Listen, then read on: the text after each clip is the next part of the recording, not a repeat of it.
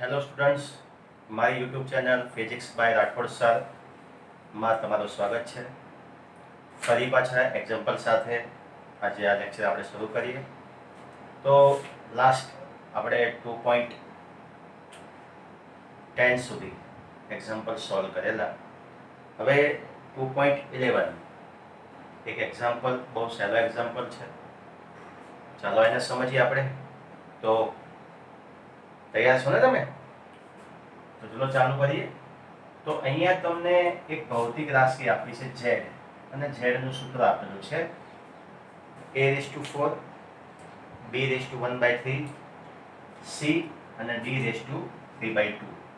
હોય તો ઝેડ માં સાપેક્ષ ત્રુટિ શોધો.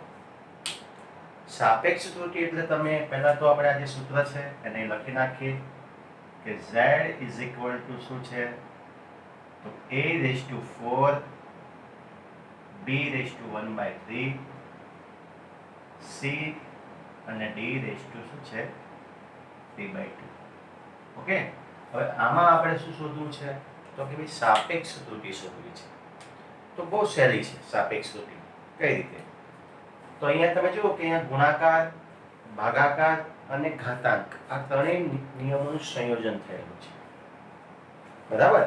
તો સાપેક્ષ ત્રુટિ માટે ચલો ઝેડની સાપેક્ષ ત્રુટિ શોધવી હોય તો આપણે શું લખીએ? તો લખીએ માટે ડેલ્ટા z બાય z.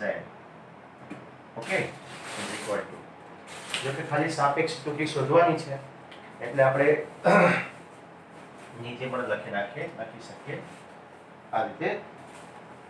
તો એના પર તમે ડેલ્ટા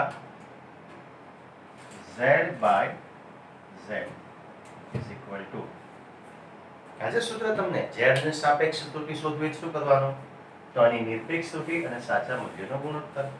ક્લિયર? એટલો ખ્યાલ આવી ગયો? ચલો હવે અહીંયા a ની કેટલી ઘાત છે? 4 ઘાત. તો ઘાતાંકના નિયમમાં આપણે ભણી ગયા, ઘાતાંક ક્યાં આવી જાય? આગળ. ચલો કૌંસમાં શું આવશે? ડેલ્ટા a ની સાપેક્ષ ત્રુટિ એટલે શું થાય? Delta a by a. ચલો આ કામ પૂરું. શું કરવાનો? એનો સરવાળો. સરવાળો થાય સાપેક્ષ ત્રુટિનો. ફરી b માટે ઘાતાંક કેટલું છે? તો 1/3 મૂકી દઉં. ચલો b ની સાપેક્ષ ત્રુટિ ડેલ્ટા b બાય b. ચલો એનો હિસાબ પૂરો થઈ ગયો. ચલો c ની વાત કરીએ તો c નો કોઈ ઘાતાંક જ નથી, તો ડાયરેક્ટ એની સાપેક્ષ ત્રુટિ લખી નાખીએ ડેલ્ટા c બાય c. કૌંસમાં લખીએ એટલે થોડું સારું. ચલો અને c માં d માટે તો d નો ઘાતાંક કેટલો છે? 3/2. તો 3/2 આગળ લઈ લઈએ આપણે અહીંયા. અને d ની સાપેક્ષ ત્રુટિ કેટલી હશે? Delta d by d. તો આ થઈ ગયું તમારા માટે એક્ઝામ્પલ નંબર 2.11. બસ આટલું જ છે. સાપેક્ષ ત્રુટિ શોધવાની છે. ગુણાકાર અને ભાગાકારનો નિયમ છે, તો ગુણાકાર અને ભાગાકારના નિયમમાં કોમન બાબત હતી કે દરેકની સાપેક્ષ ત્રુટિનો શું કરવાનો? સરવાળો. ઘાતાંકના નિયમમાં ઘાતાંક ક્યાં આવી જાય? આગળ, પાછળના પદની જેનો ઘાતાંક છે એની સાપેક્ષ ત્રુટિ. તો તમે જોઈ શકો છો. બસ એટલું જ. એક્ઝામ્પલ નંબર 2.11 પૂરું. પણ એને આધારે બીજું એક સ્પેશિયલ સમ્સ આપણે સાથે સાથે લઈ લઈએ, જેથી ઉપરનો જે દાખલો છે એને તમે વધુ સારી રીતે એપ્લાય કરી શકો અથવા વધુ સારી રીતે સમજી શકો. ઓકે, તો ચલો સ્પેશિયલ સમ્સ પણ સોલ્વ કરતા જઈએ, જે એક્ઝામમાં આપણે પૂછવાના પણ છીએ. તો આને પણ તમારે ધ્યાનમાં રાખવાના છે, એટલે આને તમે મિસ ના કરતા. આને પણ લખવાના છે અને સમજવાના છે. ચલો અહીંયા w કેટલા છે? તો w a⁴, b⁴ છેદમાં c⁴ અને √d.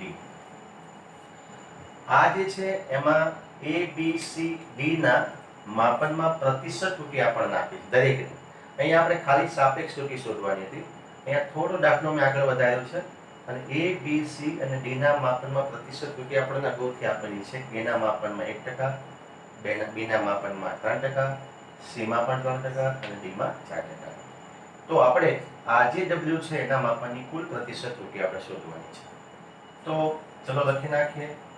પ્રતિશત ત્રુટિ શોધવી તો શું કરવું પડે? તો તમને ખ્યાલ છે આ જે છે એની સાપેક્ષ ત્રુટીનો 100 સાથે ગુણાકાર. ઓકે, ચલો લખીએ delta W by W into શું કરવાના 100. ચલો શેમાં મૂલ્ય મળી ગયું આખું આપણને પર્સન્ટેજ. ક્લિયર? ચલો અહીંયા આપણું જે પદ છે દરેકની સાપેક્ષ ત્રુટી લઈ લઈએ. ઘાતાંક ક્યાં આવશે? આગળ 4 આગળ. એ માટે આવશે ડેલ્ટા a બાય a. આને આપણે મોટો કૌંસ આપી દઈએ છીએ,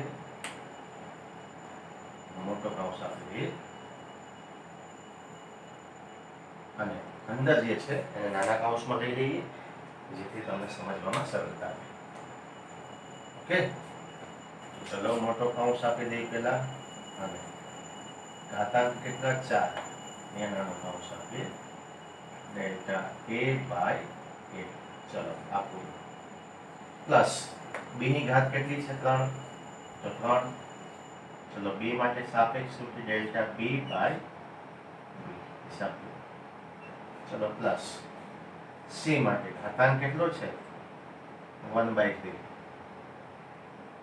અહીંયા શું આવશે delta c by c plus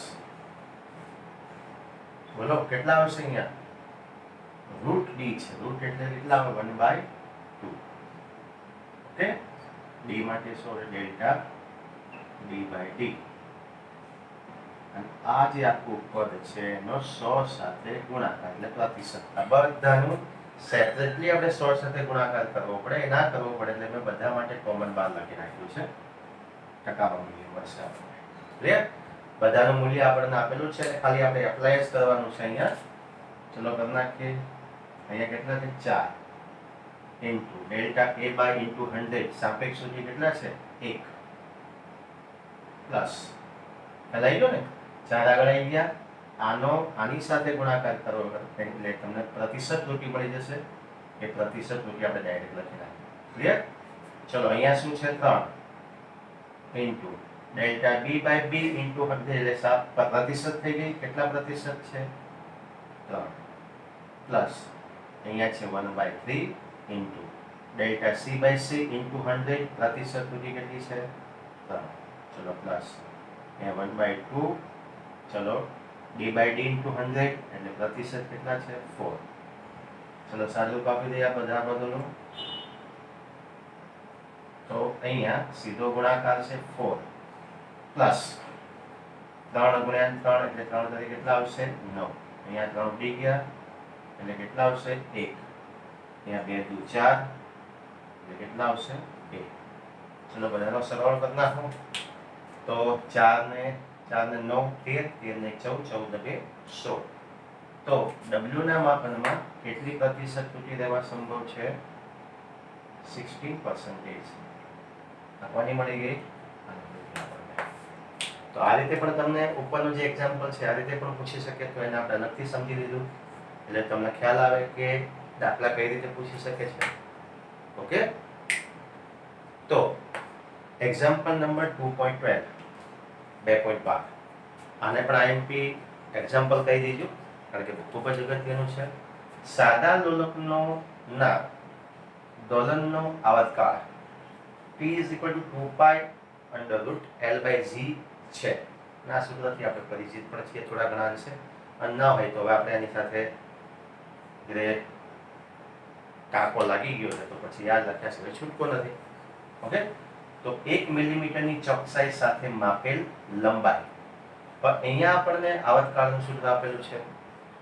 એમાં લંબાઈ, ગુરુત્વ પ્રવેગ અને ઉપાય વાળું પદ આપેલું છે.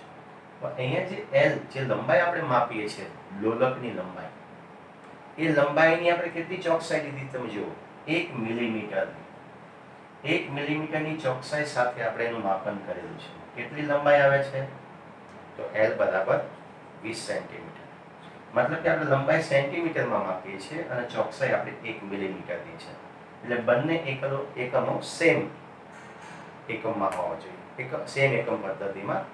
તો અહીંયા મિલીમીટર છે ને આપણે સેન્ટીમીટરમાં કન્વર્ટ કરવું પડશે. બીજું કે આ જે 1 મિલીમીટરની ચોકસાઈ જે છે ત્યાં સુધી આપણી ચોકસાઈ. એના પછી આપણને એરર મળે, ત્રુટિ મળશે.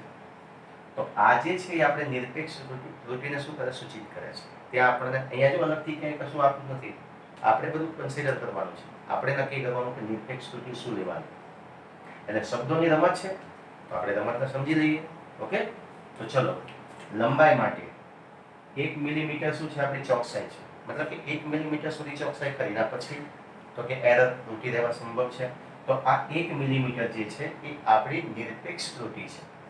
તો ચલો, એના માટે આ L આપેલું છે, તો આપણે લઈ લઈએ ડેલ્ટા L. 1 મિલીમીટર છે, એને આપણે સેન્ટીમીટર, કારણ કે અહીંયા સેન્ટીમીટર છે તે સેન્ટીમીટરમાં કન્વર્ટ કરી તો તમને ખ્યાલ છે 1 મિલીમીટર બરાબર શું થાય, તો 10⁻⁻1 સેન્ટીમીટર. એટલે આપણે લખી નાખીએ 0.1 સેન્ટીમીટર.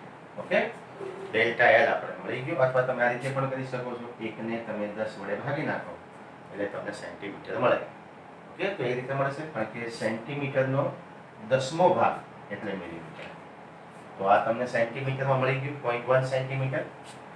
કેટલી લંબાઈ માપી આપણે, તો કે L બરાબર 20 સેન્ટીમીટર.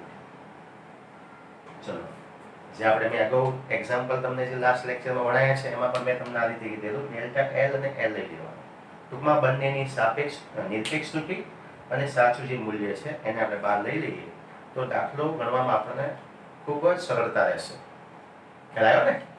ચલો આગળ ચાલી. હજુ હવે 1 સેકન્ડના વિભેદનવાળી આપણી કાંડા ઘડિયાળ છે, અને મોટા ભાગે રિસ્ટવોચમાં 1 સેકન્ડ સુધીનું જ લગભગ આપણને લિમિટેશન આપી હોય છે, આપણને ચોકસાઈ આપેલી હોય છે. હા, ડિજિટલ ક્લોક હોય તો અલગ વસ્તુ છે, પણ અહીંયા આપણે 1 સેકન્ડની વિભેદનવાળી કાંડા ઘડિયાળ છે, જેમાં 100 દોલનો માટે 100 દોલનો માપી, યાદ રાખ્યું, 100 દોલનો માટે આપેલ સમય કેટલો છે, 90 સેકન્ડનો છે. મતલબ કે 100 દોલન આપણે માપીએ છીએ, એ 100 દોલનો માટેનો કેટલો સમય થયો, 90 સેકન્ડ છે. તો જીનું માપન, જે અહીંયા જી આપેલો છે, એના મૂલ્ય કેટલી ચોકસાઈથી નક્કી થયું હશે. તો અહીંયા આ જે આપણને આપ્યું છે 1 સેકન્ડની વિભેદન, મતલબ કે એ આપણી ચોકસાઈ છે. એટલે કે ડેલ્ટા સ્મોલ ટી લઈ લઈએ આપણે, કેટલા છે, 1 સેકન્ડ બરાબર, 1 સેકન્ડ. અને ટી કેટલા છે, તો 90 સેકન્ડ બરાબર. પણ આ બંને શેના માટે છે, 100 ડોલરનો માટે. ઓકે, આ બંને જે મૂલ્ય છે 100 ડોલરનો માટે છે, 90 સેકન્ડ છે. Okay, 90 second. આપણે બંને 100 ડોલરનો માટે છે. આપણે જે ટી છે એ આવતકાળ છે, આવતકાળ હંમેશા 1 ડોલર માટે. 1 ડોલર પૂર્ણ કરવા માટે લાગતો સમય. તો પછી આને પણ આપણે 100 ડોલર માટે 90 સેકન્ડ, તો 1 ડોલર માટે કેટલો સમય, બરાબર, કેટલો સમય લાગશે, તો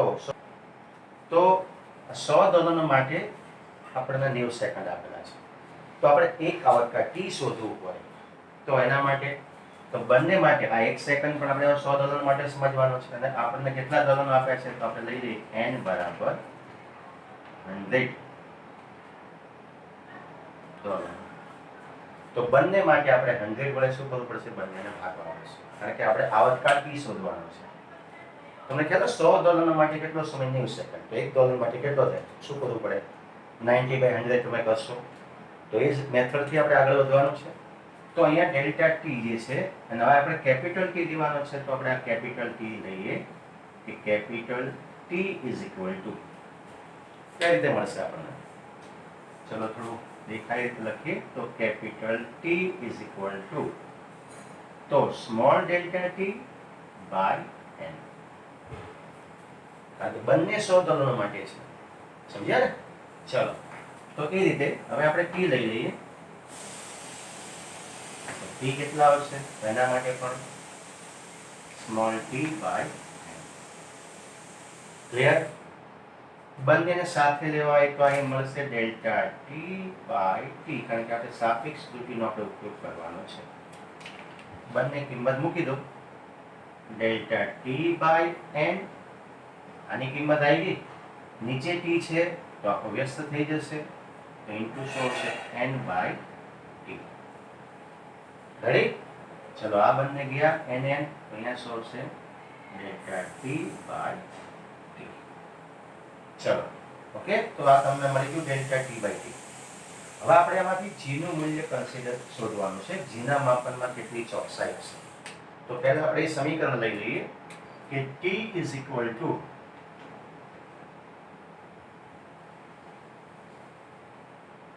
કેટલું આપેલું, t ઇઝ ઇક્વલ ટુ આપણને, તો t ઇઝ ઇક્વલ ટુ આપેલું છે 2 pi under root L by g. તો g શોધવો છે જે રૂટમાં છે, તો શું કરવું પડશે, આપણે બંને બાજુ સ્ક્વેર કરી નાખીએ. તો માટે આપણને મળશે અહીંયા t square is equal to 4 pi square L by g. કે આ રીતે થાય. હવે આપણે એમાં g શોધવાનું, તો g આપણે આ બાજુ લઈએ છીએ, તો માટે g ઇઝ ઇક્વલ ટુ શું આવશે, ચલો તો તમે ઉપર લખશો 4 pi L by 4 pi square L by શું આવશે અહીંયા t સ્ક્વેર થાય ને. g આપણે અહીંયા લઈ ગયા તો આ t સ્ક્વેર ક્યાં આવશે, નીચે.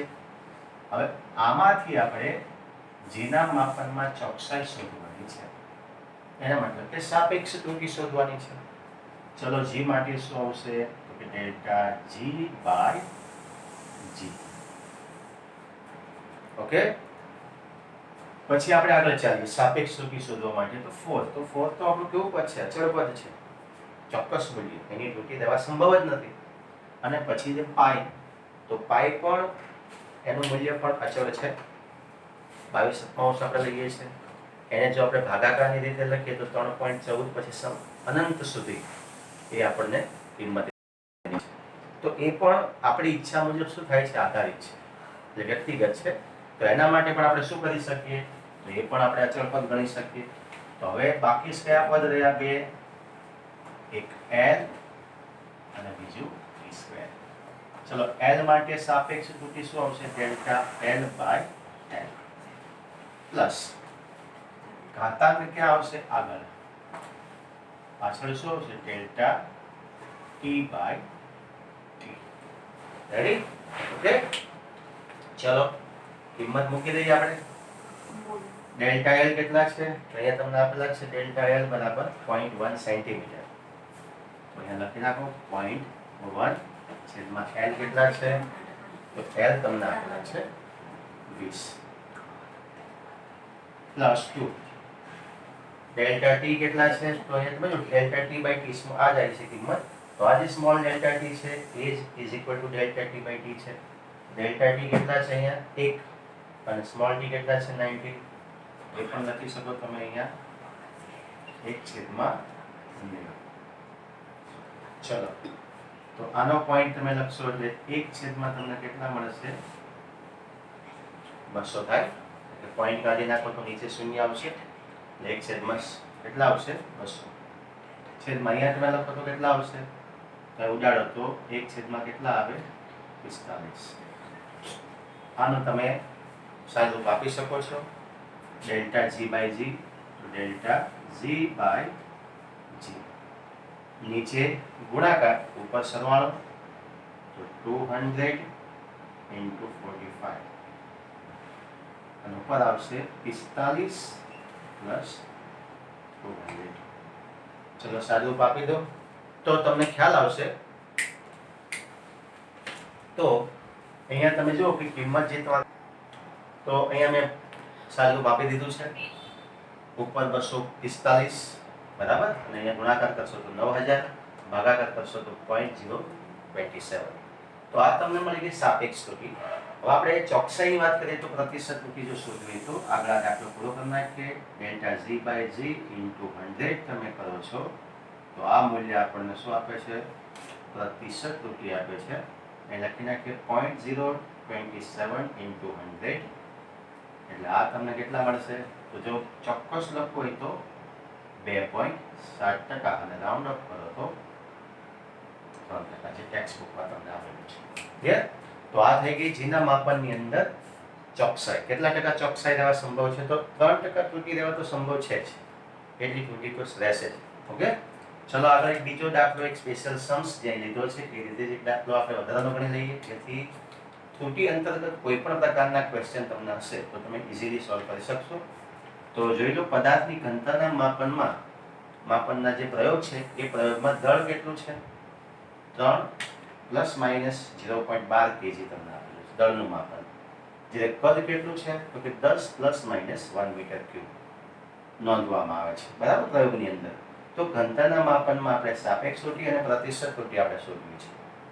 હવે ઘનતા,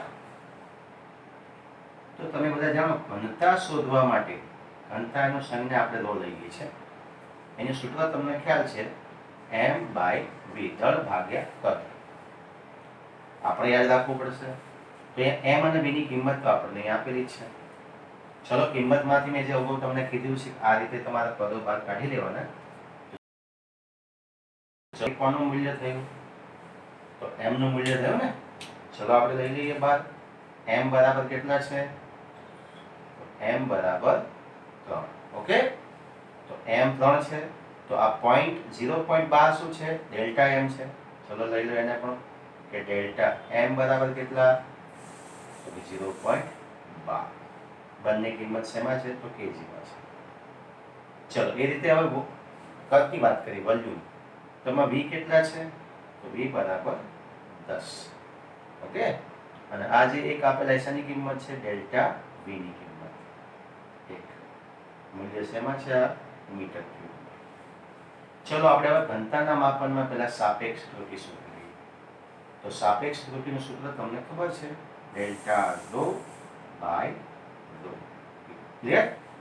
ચલો, m/v ભાગાકાર છે, ભાગાકારની અંદર સાપેક્ષ ત્રુટિનું શું થાય? સરવાળો. Delta m/m. શેના માટે આવશે? m. પ્લસ v માટે શું આવશે? Delta v/v.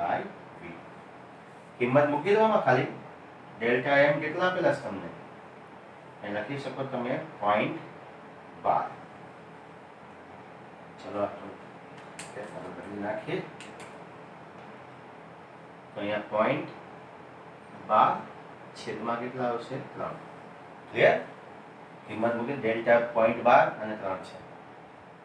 ડેલ્ટા v કેટલા? 1 છેદમાં કેટલા આવશે? તો કે 10. ચલો અહીંયા આપણે સાઈડમાં જ ભાગાકાર લઈ લઈએ, સાદુરૂપ આપી દઈએ. તો તમે જોયું 0.12 ને 3 વડે ભાગો તમે તો શું મળશે? તો 0.12 ને જો તમે 3 વડે ભાગો છો તો કેટલી કિંમત મળે તમને અહીંયા? તો તમે જોઈ શકો છો કે આપણે પહેલા દશાંશ ચિહ્ન આપણે નીચે લઈ લઈએ. તો અહીંયા કેટલા આવશે? 100 આવે, બરાબર. ઉપર શું છે? 12. 3 ચોક 12. 4 ને નીચે 100 છે એટલે કેટલા આવશે? 0.04. ક્લિયર? અથવા કેલ્શિયમ તમે ભાગાકાર કરી શકો ઇઝીલી. 1/10 છે એ તો તમને ખ્યાલ છે, પોઈન્ટ કાપતા તમને આવડે છે. ચલો, મૂલ્ય કેટલું મળ્યું અહીંયા તમને? તો આ બંનેનો સરવાળો કરો તો 0.4 મળ્યું. ડેલ્ટા રો બાય રો, સાપેક્ષ ત્રુટિ મળી. આપણે શોધવાની છે પ્રતિશત, બંને સાપેક્ષ અને પ્રતિશત. તો સાપેક્ષ તો મળી ગઈ. પ્રતિશત શોધવી તો પ્રતિશત ત્રુટિ delta rho by rho into શું આવશે? 100. શેમાં આવશે મૂલ્ય? પ્રતિશત. ચલો, ડેલ્ટા રો બાય રો કેટલા છે? તો કે 0.14 ઇન્ટુ 100. ચલો, ગુણાકાર કરી નાખો છો, 14%. તો કદના માપનમાં કેટલા ટકા ત્રુટિ રહેવા સંભવ છે? 14%. તો આ થઈ ગઈ એક સ્પેશિયલ સમ્સ, જેથી તમને દરેક પ્રકારની ત્રુટિ કઈ રીતે સોલ્વ કરવી એની ઇઝીલી દરેક સમજૂતી આપણે દરેક દાખલામાં લીધી છે. ઓકે, તો અહીંયા આપણે આ લેક્ચર પૂરો કરીએ છીએ. આ રીતે દરેક પ્રકારની સરળ માહિતી જો તમારે ફિઝિક્સમાં ક્લિયર કરવી હોય તો મારી ચેનલને તમે સબસ્ક્રાઇબ કરો, ફિઝિક્સ બાય રાઠોડ સર. એને લાઈક અને મિત્રો સુધી શેર કરો. મળીએ નેક્સ્ટ લેક્ચરમાં. આવજો, બાય બાય.